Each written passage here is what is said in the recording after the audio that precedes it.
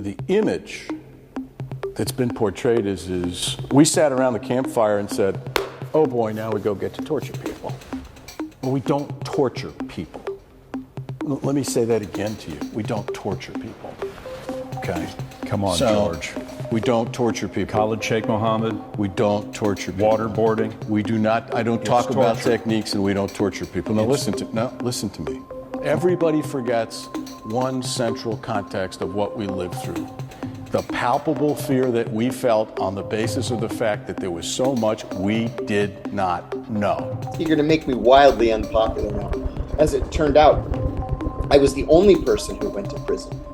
I was just asked if I wanted to be certified in these enhanced interrogation techniques. What do you think about that? This is a torture program. They can use whatever euphemism they want, but this is a torture program. He said, you know how these guys are. Somebody's going to go overboard and they're going to kill a prisoner. Do you want to go to prison? Be honest about it. We don't want to respect human rights. We really want to torture people in secret prisons. Okay, then change the law and go on record. Otherwise, this is a prosecutable offense. You can't just shoot a 15-year-old in the head because he participated in a pro-democracy demonstration. I'm going to have to report this to Congress. I will not just accept like a lemming what they tell me to accept. I won't do it. I know that they lie to us all the time, and so I'm not going to accept them. After I got home from prison, I was invited to a dinner at the Greek ambassador's residence. A member of Congress showed up, and he walked over, and I said, hi, Congressman, nice to see you again. And he says, John, I got to tell you, we were so worried about you. And I said, bullshit.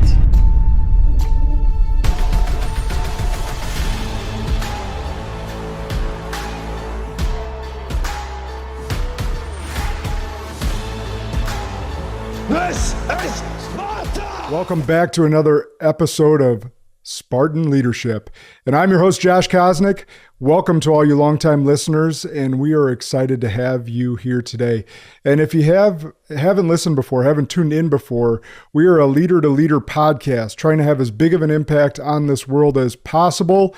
And we have another high-impact guest for you today in John Kiriakou. I can't wait to get into this conversation. I know Alec has been so excited to have you on. He's been geeked about it for weeks, John. So that makes me excited.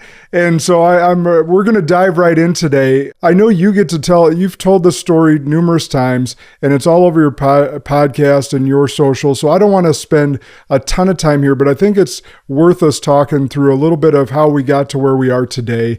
So what drove you to transition from being an analyst to a case officer at the CIA? A couple things. There was one specific incident that made me pull the trigger, but from when I first was hired at the CIA in January of 1990, people would randomly tell me that I should think about being a case officer. I never had any interest in being a case officer. A case officer at the CIA it's an operations officer. That's the person who recruits spies to steal secrets.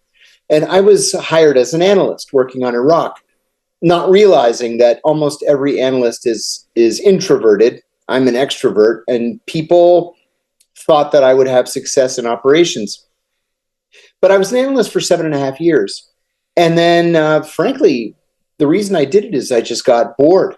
I needed to write something called a National Intelligence Estimate, an NIE, which is a fully coordinated paper agreed upon by literally everybody in the intelligence community on a specific topic to get promoted. Mm-hmm. Iraq, Saddam Hussein's next 12 months. And, you write it, and then you send an invitation to the senior Iraq analysts at every organization and government that has an intelligence function, which is like 17 or 19, whatever it is now. And I said, Saddam could threaten the Kurds. Saddam could threaten the Shia. Saddam could threaten Kuwait. And after the coordination session, which lasted 4 hours, the National Intelligence Officer came up to me and said, that was the fastest coordination session I have ever participated in. And I said, I'm ashamed of this paper. We could have just taken last year's NIE and changed the date. because literally nothing changed in the last year. And it was that moment that I thought, I am wasting my time here. I'm going to do something exciting and fun and interesting. And then, like magic, a job opened up for a counterterrorism operations officer in Athens, working against Arab terrorist groups. Think Abu Nidal, PFLP, PFLP-GC, the Libyans, the DFLP. And they were looking for somebody who spoke either Greek or Arabic. As it turned out, I was literally the only person in the CIA who spoke both Greek and Arabic. And I went to the hiring officer, who was a recently returned station chief, and I said, look, I'm an analyst. I have literally no experience in operations, nothing, but I speak both Greek and Arabic, and I'd like to apply for this job. And he said, if you legitimately speak Greek and Arabic, the job's yours. He said, it's a lot easier and a lot cheaper for me to take a linguist and teach him operations than it is to take an operations officer and teach him how to speak Greek and Arabic. I can imagine. Went to Athens and changed the course of the rest of my life. Now, what was the history there where you learned Greek and Arabic? Was that college? Was that your parents? What was... I learned Greek at home growing up. I come from an immigrant family. All four of my grandparents came from the Greek island of Rhodes. And so we spoke Greek at home. And, you know, like every Greek American kid, I had to go to Greek school twice a week from like first grade to seventh grade. And then I got a bachelor's degree in Middle Eastern studies and served in Bahrain for a couple of years. I served in Kuwait. I served in Saudi Arabia as an analyst. But the CIA taught me to speak Arabic by sending me to language school for a full year. And so my Arabic was perfect. Gotcha. This just came to mind. So I'm already off track like I told you I would do. What's it like to be recruited by the CIA? As an American to be a CIA officer or as a foreigner to steal secrets? Well, no, actually, that's a good distinction. The initial part, like how because we see the movies and stuff of that nature, but like us civilians that have never been recruited to be in a role like that, whether it be FBI, CIA, or anything like that. What's it like? Because most of us don't. I would imagine the vast majority of the public, none of us grew like we think about firefighter or police officer. I wanted to play in the NFL. That didn't work out. I didn't dream about becoming a CIA operative. What's it like to go through that process? And if you can impart some wisdom there. Entered into the CIA in a very unusual way, a way that's actually illegal today, thanks to the 1993 passage of the Equal Employment Opportunity Act. But and I've told this story many times, so if I'm repeating it for you, forgive me. But I was in grad school at George Washington University. I was studying under an eminent psychiatrist by the name of Dr. Gerald Post. He billed himself as a political psychiatrist. He had an MD, a PhD in psychology, and a PhD in political science. And he gave us an assignment for a class that he was teaching called The Psychology of Leadership. He gave us an assignment to shadow our bosses for a week and then to write a psychological profile of our bosses. I was working at a labor union at the time called the United Food and Commercial Workers Union in Washington. And I was actually a little bit afraid of my boss. He was a mean, big, strong, tough, old school union organizer. He had his back broken during a strike. Scabs attacked him, and he was just a mean old man. And halfway through the week that I was shadowing him, we got into an argument, and I called him a racist, which he was. And he got so angry, he put up his fists. And I thought to myself, oh, I went too far. And I put up my hands to block the inevitable, punch. And he says, my penis is bigger than yours. My penis is bigger than yours. And I said, you know what? You're nuts. And I quit. And I walked out. And I went back to my apartment. While it was all fresh, I wrote this paper. And I concluded that he was a sociopath with psychopathic tendencies. And I gave, examples and put footnotes, and I passed my paper into Dr. Post. A week later, I get the paper back, and he gave me an A. And below the A, he wrote in the margin, "Please see me after class." So I went to see him after class. He leads me to his office. He closes the door, and he says, "Listen, I'm not really a professor here. I'm a CIA officer undercover as a professor here. And I'm looking for people who might fit into the CIA's culture. I think you would fit. Do you want to join the CIA?" The truth is, I wanted to do something in foreign policy, intelligence, international affairs, whatever. And I was getting married in 6 weeks. So I had no job. And I said, sure, I'd love to join the CIA. And, there's a process. You can't just pick up the phone and you're in. You have to go through a series of tests and polygraph and background investigation and all different kinds of stuff. But I found myself in the CIA. Man, that is an amazing story. Well, I'm glad we went there, because if my audience didn't do their homework on you to hear the story, that was well worth hearing. And wow, as if anything about that comment about his penis being bigger than you had anything to do with what you guys were just approaching there. That's just hilarious. All right, so let's fast forward, because we got a lot to cover in a little bit of time. During the operation that led to capturing, I'm going to butcher this name, so you'll have to correct me, but Abu Zabadai, is that right? Zubaydah. Abu Zabadai. Zubaydah. All right. So what was a moment where you had to make the tough call? How did you navigate the stakes involved? Because for those that give them a little backstory, because this was a high stakes situation between waterboarding, torture, all that different stuff. And this is a high stakes person of interest for the United States. So give them a little bit of backstory, and then what was the moment that you had this, I got to make this tough call? In January of 2002, I became the chief of counterterrorism operations for the CIA in Pakistan. So 9/11 has just taken place. We're bombing Tora Bora in eastern Afghanistan, and al-Qaeda fighters are flooding across the border. So my job was to work with the Pakistani intelligence service, and frankly, with any other intelligence service that happened to be in Islamabad, to capture as many al-Qaeda fighters as we possibly could. I had been there about 6 weeks, and we got word that Abu Zubaydah was somewhere in Pakistan, and we had to catch him. Well, Pakistan is the size of Texas, and they have 180 million people. So to say he's somewhere in Pakistan, go catch him. I mean, where do you even begin? Needle in a haystack doesn't describe it. So I came up with a couple of terrible ideas I won't bore you with. And finally I said, I can't do this by myself. I need help.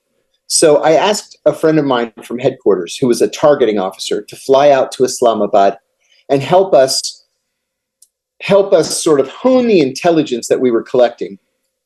All source intelligence, whether it's NSA or DOD or CIA or foreign intelligence services, just put everything together and try to narrow down his possible locations. And he knew we were on his tail. We learned later. There were a couple times where we would break down a door, and he had been there 2 or 3 days earlier. There were a couple times we broke down a door and there was a lit cigarette in the ashtray and warm food still on the table. So we were close. And then finally, the targeting analyst told me, after a period of weeks going through all this intelligence, he said that he just simply couldn't narrow it down to any fewer than 14 sites. I said we had never hit more than 2 sites in a single night before. We're going to need a big team. So we flew in 36 FBI and CIA officers, pallets of weapons and cash and night vision goggles, ammunition, secure communications, battering rams, nightsticks, you name it. It was on this plane. To make a very, very long story very short, one of the sites was no good. It was a payphone at a shish kebab stand. So clearly there were al-Qaeda people in the neighborhood using that payphone, but the shish kebab stand closed at midnight. Nobody's living in there. So we dropped that from the list. And then we hit all 13 sites simultaneously.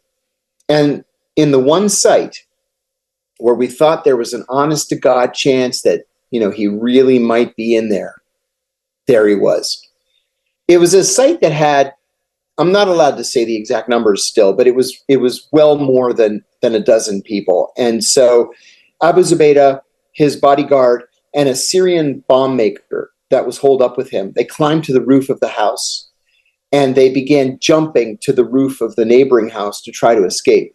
Now, I had specifically told our Pakistani partners that we had to take him alive. And as soon as they started jumping, a Pakistani policeman just opened fire with an AK-47, killed the Syrian bomber instantly, dead before he hit the ground, shot Abu Zubaydah in the thigh, the groin, and the stomach, and then shot the bodyguard through the leg. But thanks to some fancy footwork by a Pakistani surgeon in the middle of the night and follow-up medical care at a Pakistani military base, they saved his life. And I sat with him for the next 56 hours until he was finally flown to a secret site, which then changed the course of the rest of his life. Man. So that's amazing. So you go into this situation, you get the bad guy, but now there's these really high stakes where now he's going to be potentially tortured for information. Right. And walk us down that path of your moral compass along with what was considered standard protocol at that time, correct? Yes. So I returned to headquarters after 6 months or so, 7 months. And I just happened to be in the cafeteria one day, and a senior officer from the CIA's Counterterrorism Center, which was my home base, came up to me in the cafeteria and very casually said, "Oh, hey, I'm glad I ran into you. I meant to ask you, do you want to be certified in the use of enhanced interrogation techniques?" I had never heard that term before. And I said, "Enhanced interrogation techniques, what's that mean?" And he said excitedly, "We're going to start getting rough with these guys." And I said, "Well, what does that mean?" And so he delineated these 10 techniques that the CIA intended to begin using against Abu Zubaydah and presumably against any future high-value targets that we were successful in capturing. And I said, "Dude, that sounds like a torture program to me." And he said, "It's not a torture program. The Justice Department signed off on it, and then the president approved it." I said, "Give me an hour. I need to think about it." So in that hour, I went up to the 7th floor of the CIA, which is the executive floor. And I went to see a very, very senior CIA officer for whom I had worked in the Middle East 10 years earlier. I knocked on the door and I said, "I need some advice. I was just asked if I wanted to be certified in these enhanced interrogation techniques. What do you think about that?" And he said, "First of all, let's call a spade a spade. This is a torture program. They can use whatever euphemism they want, but this is a torture program. And torture is a slippery slope." He said, "You know how these guys are. Somebody's going to go overboard and they're going to kill a prisoner. And when that happens, there's going to be a congressional investigation, and then there's going to be a Justice Department investigation, and then somebody's going to go to prison. Do you want to go to prison?" And I said, "No, I don't want to go to prison." As it turned out, I was the only person who went to prison. But I went back downstairs and I said, "This is a torture program. I have an ethical and moral problem with it. I think it's illegal, and I don't want anything to do with it." And I'm sorry to say that I later learned of the 14 people that they approached, I was the only one who said no. Now, on the strength of the Abu Zubaydah capture, I was promoted, and I became the executive assistant to the CIA's deputy director for operations. And in that position, I got to see literally everything that the CIA was doing all around the world. On August the 2nd, 2002, we began torturing Abu Zubaydah. And we did not start with the least offensive technique and then work our way down to the roughest, toughest, most offensive technique. They just started with the worst. And it got so bad that, we used to jokingly call the doctor that was on staff Dr. Mengele, because his only job was to keep Abu Zubaydah alive so that when he came to, they could torture him some more. It was really ugly. But you were involved with his capture, but you were also unsure that he was the guy that you guys needed at the time, right? Did I research that right? You researched that exactly right. And I'll tell you, in retrospect, what happened was at the CIA, we believed at the time that he was the number 3 in al-Qaeda. He was never the number 3 in al-Qaeda. He had never even joined al-Qaeda. Now, he was a bad guy. He worked along with al-Qaeda and acted as something akin to a logistician or a facilitator. He created al-Qaeda's safe house in Peshawar, Pakistan, called the House of Martyrs. He founded al-Qaeda's 2 training camps in Kandahar and Helmand provinces of southern Afghanistan. If you wanted to go into Afghanistan and make jihad, he would get you in. If you were tired of jihad and wanted to go home, he would get you out. But he never pledged fealty to Osama bin Laden. He never joined al-Qaeda, and he had no idea that al-Qaeda was going to attack the United States on September 11th. To make matters worse, he had a first cousin who was also named Abu Zubaydah. And so we're getting this intelligence. Abu Zubaydah is in Pakistan. He's, training al-Qaeda. Abu Zubaydah is in Jordan. He's going to make an attack. Abu Zubaydah got a student visa 4 years ago. He studied in Montana. Abu Zubaydah is here. Abu Zubaydah is there. He looked like a terrorist Superman. But there were 2 of them. And we just never knew that. And so when we caught him, it was banner headline news all around the world. The president called, George Tenet called. We could hear the executives cheering in the background of the call. And it all turned out to be just wrong. But the torture proceeded.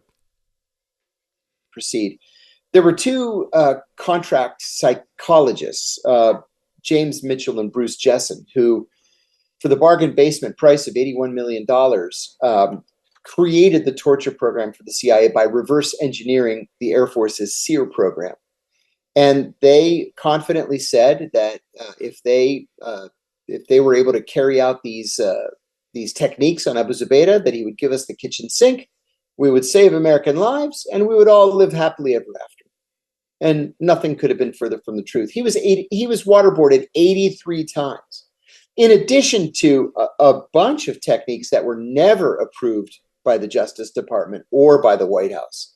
These guys were just winging it. And, here we are in late July of 2024, and Mitchell and Jessen are still involved in civil suits brought against them and the CIA as recently as this week.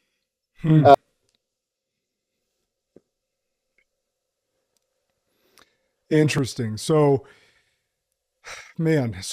for those not catching this, John has now become the whistleblower. And if you do any research on him, he's done a lot of talks on that. But this is the aftermath of that whistleblowing was super intense for you. Yes. And then you alluded to already that you were the only one of those 14 that ended up in prison, and the only one that declined going through the enhanced torture program. So as you think about that, let me phrase this. How did you find the strength? Because this is a huge leadership lesson, because there's a moral dilemma, there's an ethical dilemma, there's following orders at the highest stakes order, right? We're as you just positioned, this is going to save American lives, is how it was positioned to everyone that was working in the field. How did you find the strength to be the one that stood up against everyone else? That's actually not an easy question to answer. At the CIA, the culture is such that they train us and teach us to believe that everything is a shade of gray. everything in life is a shade of gray that can be justified because we're the good guys.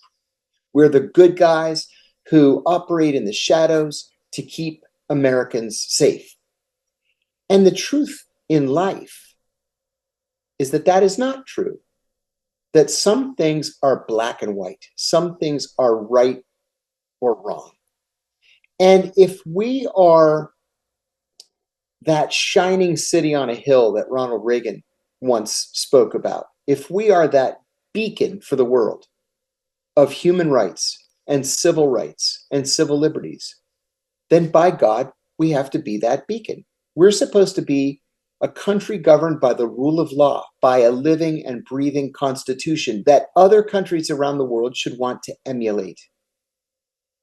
And so I really believed that it takes work to be the good guys, and that we have to live by the principles that we want others to live by. So I went up against some very, very powerful people in the CIA, and I got the scars to show it. But the reason why I decided to do it was because in my heart, I knew that I was right and they were wrong. And I felt like I owed it to the country to be honest. That's How old were you at the time, John? when I blew the whistle, I was 43. Okay. So I just turned 44 last month.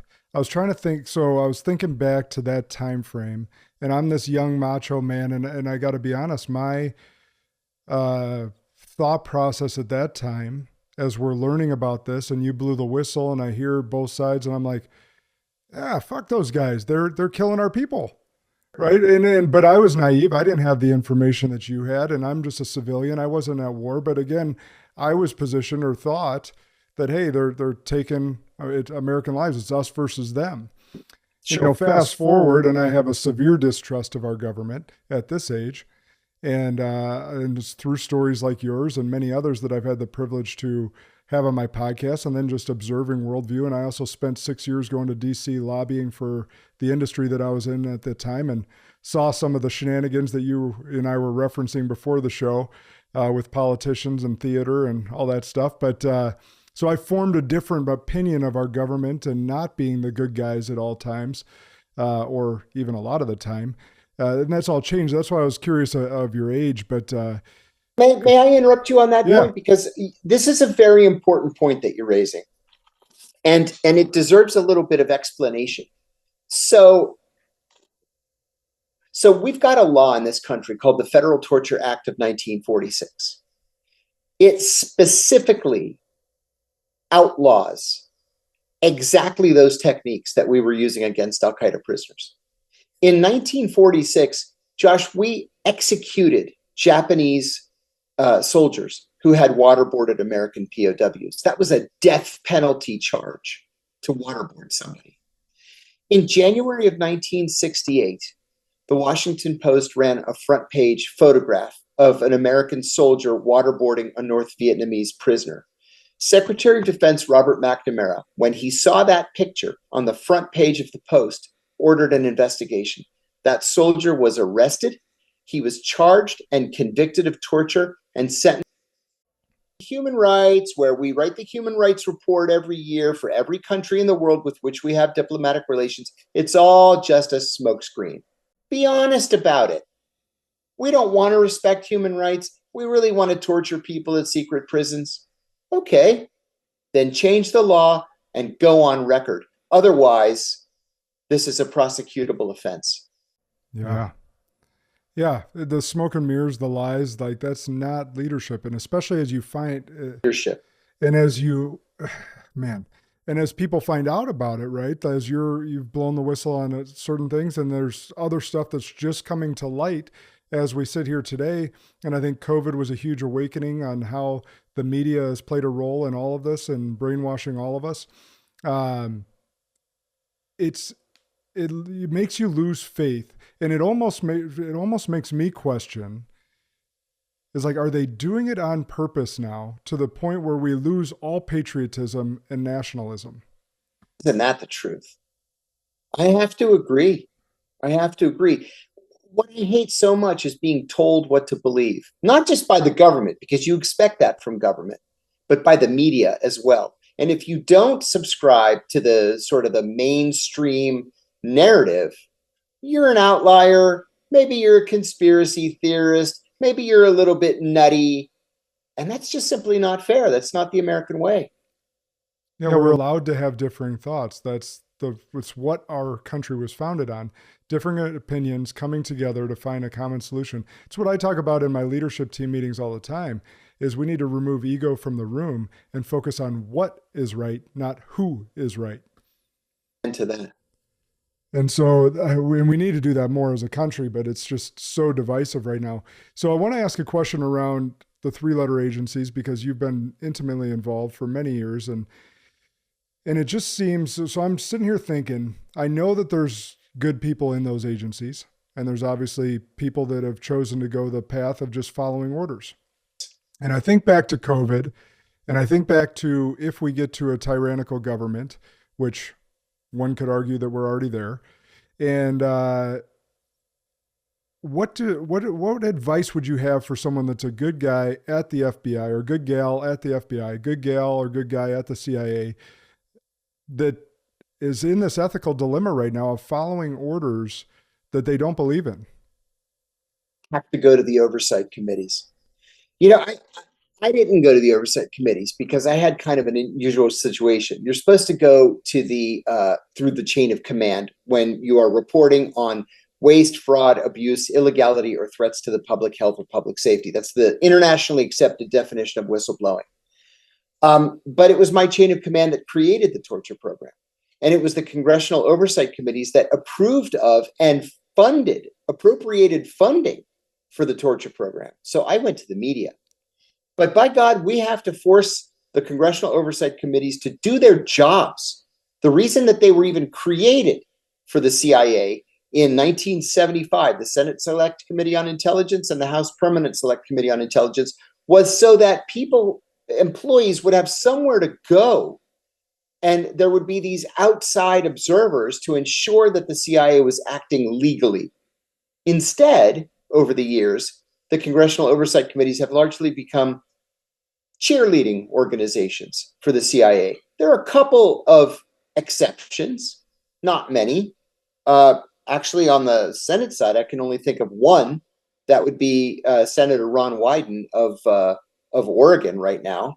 And I would add Rand Paul on the other side. In the House, forget it. They're all marching in lockstep with one another. So when you've got a federal Whistleblower Protection Act that specifically exempts national security whistleblowers from protection, then you have to rely on the oversight committees to do their jobs and to protect the whistleblower. That's really the only thing you can do, unless you want to go to the media, in which case you're going to be charged with espionage and probably go to prison. Yeah. So, well, 2 questions that just popped to mind on that. Do you think the Supreme Court ruling down the Chevron Act could help? As crazy as it sounds, I actually do. Yes. What we need beyond slightly off-topic Supreme Court decisions is we need to scrap the Espionage Act and rewrite it. For those of your viewers who don't know, the Espionage Act was written in 1917 to combat German saboteurs during the First World War. It has never been meaningfully updated. It doesn't even mention the words classified information because the classification system wasn't even invented until 1952. It only mentions national defense information and then never defines it. So what's the definition of national defense information? It's whatever the CIA says it is. Yeah. For a long time, it wasn't so bad. Between 1917 and 2009, 3 Americans were charged with espionage for speaking to the media. Just under Barack Obama, 8 of us were charged with espionage for speaking to the media. And then those arrests continued under Trump. So the whole thing has to be scrapped and rewritten. And I'll tell you why I say scrapped, because every time the Espionage Act is challenged in court, federal district courts around the country rule that it does not have what's called a provision for an affirmative defense. So if you're a CIA officer, you call the New York Times, you say the CIA is torturing its prisoners, you get arrested and charged with espionage, you are not permitted under the law to stand up in court and say, yes, I did it, but I did it because torture's illegal and the American people have a right to know what the CIA is doing in their names. You're not permitted to say those words. And we need a provision for an affirmative defense. Otherwise, presidents of both parties will simply continue to use the Espionage Act as a cudgel to stamp out political dissent. Yeah, absolutely. I'll save my question on Snowden, but we'll see. We'll see if we come back around to that. I want to talk about your imprisonment because, again, for those that heard before, you're the only one that got imprisoned, and because you stood up and did your moral thing. And I'm just thinking about the emotions of a person that feels like what they're doing is right, what they're doing is right, and yet get betrayed by the country that they swore to protect and the people that they served diligently. And then you have to sit, it was 3 years, was it? 2 years, 23 months. So 23 months in a federal prison with those thoughts and emotions. How did you get through that, John? And come out I had to work very hard to not be bitter. And I will say there were a lot of people out there who made it easier for me. The day after I blew the whistle, I got an email from a retired deputy director of the CIA. And he said, you've chosen a difficult road, but I'm glad somebody did. I only wish that I had had the guts to do it myself. And that meant the world to me. Another thing was I started getting calls from active duty CIA officers wishing me well, telling me I did the right thing, telling me that I had a lot of support inside the building. 2 of the FBI agents who were involved in my case, involved in my arrest, later called my attorney to apologize and to say that the case was political and they had to do what they did. And then while I was in prison, and I was in a real prison, right? First of all, there's no such thing as Club Fed, but I was in an honest to God prison with the double barbed wire and the guard towers and everything. I didn't go to minimum security, anything. But I got 7,000 fan letters over the course of 23 months. 7,000 people took the time to sit and write me a letter, an old school letter, to tell me that I had done the right thing. And then as soon as I got out, the last week that I was in, I learned, for example, that the Chinese artist Ai Weiwei had done my portrait for the Smithsonian Institution, of all things. And my God, I got a welcome home call from Yoko Ono and Oliver Stone and Roger Waters paid my mortgage. And I mean, it was just crazy stuff. But it makes you realize that you're not alone. As hard as that is, you're really not alone out there. And remember when I said earlier that I knew in my heart I was right and they were wrong? That just confirmed it for me. Mm-hmm. A difficult road, but somebody had to say something. And in the end, it was worth it. I appreciate that. Is there anything any specific daily thing that you did that helped you stay above board mentally? There were a couple of things. That's a good question. Some of it is silly. Dr. Post, who had recruited me into the agency and who remained a dear friend until the day he died in 2021. He told me, do the New York Times crossword puzzle every day because it's going to keep your brain fresh. And he was right. So I did. I wrote a book while I was there in longhand on a legal pad called Doing Time Like a Spy: How the CIA Taught Me to Survive and Thrive in Prison. Every once in a while, the guards would find chapters I was working on and they would tear them up and throw them at me. So every time I'd finish a couple of pages, I would have to mail them to my attorney and say, please just hold them for me until I get out. I ended up winning 2 literary awards for that book. One of the big 4, I won the Penn First Amendment Award, which along with the Penn Faulkner, the Pulitzer, and the Edgar Allan Poe constitute the big 4. And I answered every single one of those 7,000 letters. That's awesome. That's good. Those 3 things are what got me through it. Well, I wanted to ask that question because we all go through dark times. And I've been open and honest with my dark times with my audience. And it's those daily things, because your mind's going to take you to some dark spots. And we got to fight against it with some practical things to stay above board. So I appreciate you sharing. So let's move a little to now you're an author, as you just mentioned, radio host, public speaker. You got a lot of irons in the fire, a lot of demands for your attention. How do you stay focused and continue to push for change in such diverse arenas?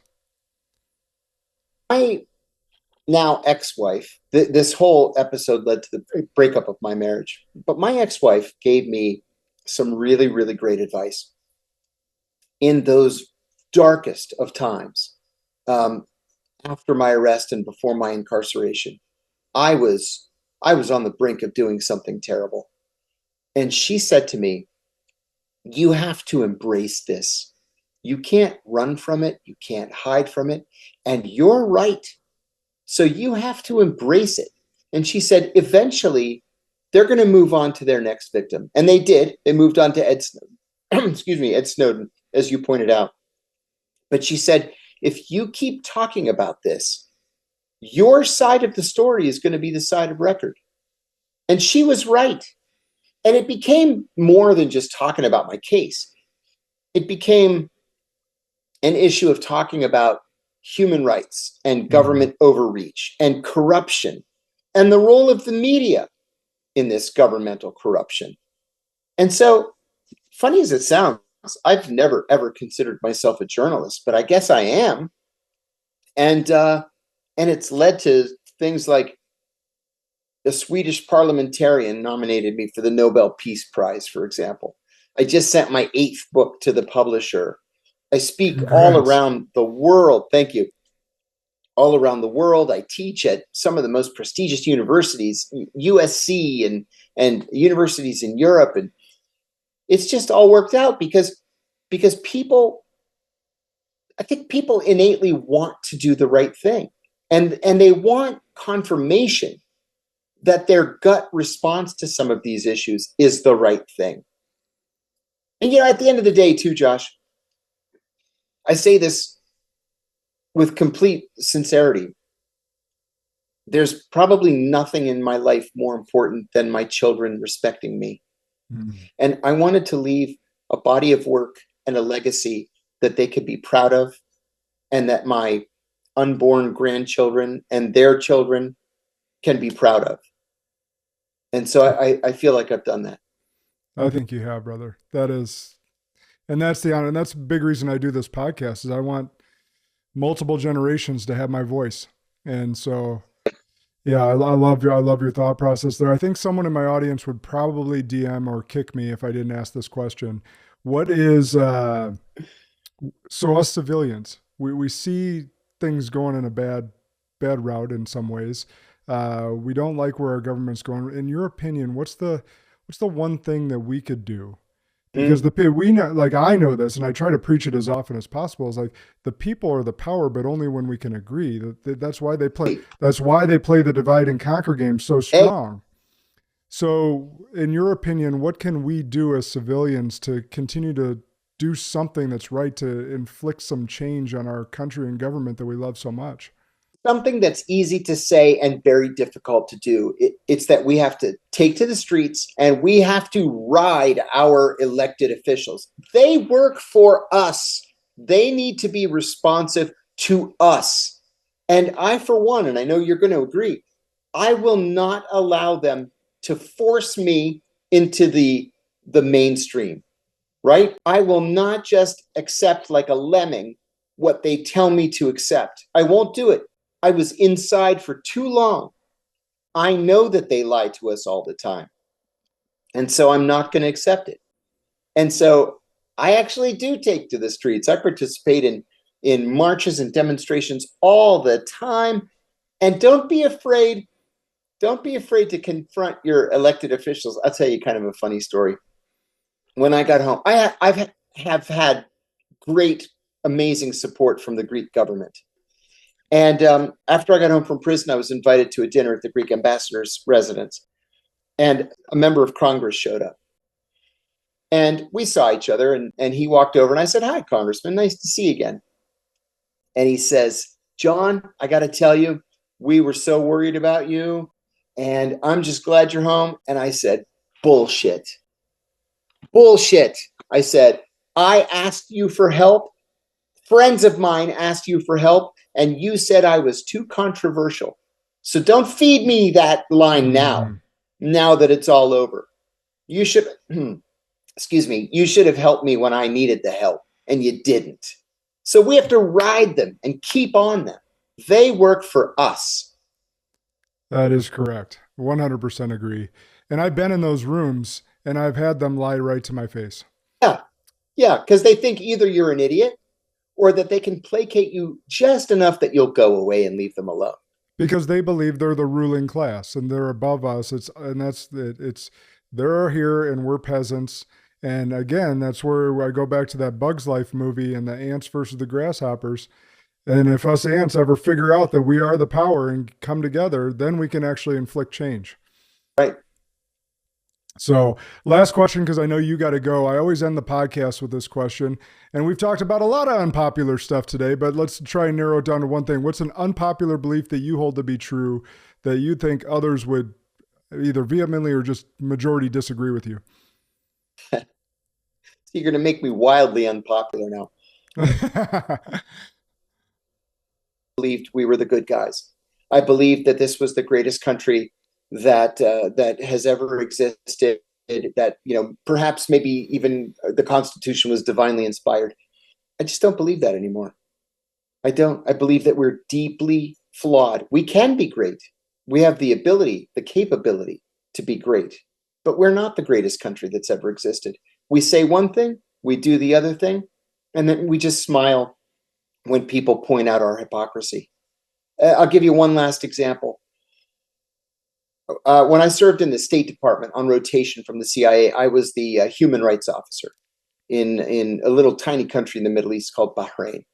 And this didn't happen, but I'm using this as a hypothetical example. So as the human rights officer, I would have to go into the Minister of Interior's office and say, "Your Highness, you can't just shoot a 15-year-old in the head because he participated in a pro-democracy demonstration. I'm going to have to report this to Congress in the human rights report." Okay? But then imagine that a half an hour later, the CIA station chief goes in and says, "Don't pay any attention to the human rights guy. We want you to open a secret prison here, and we'll give you $10 million.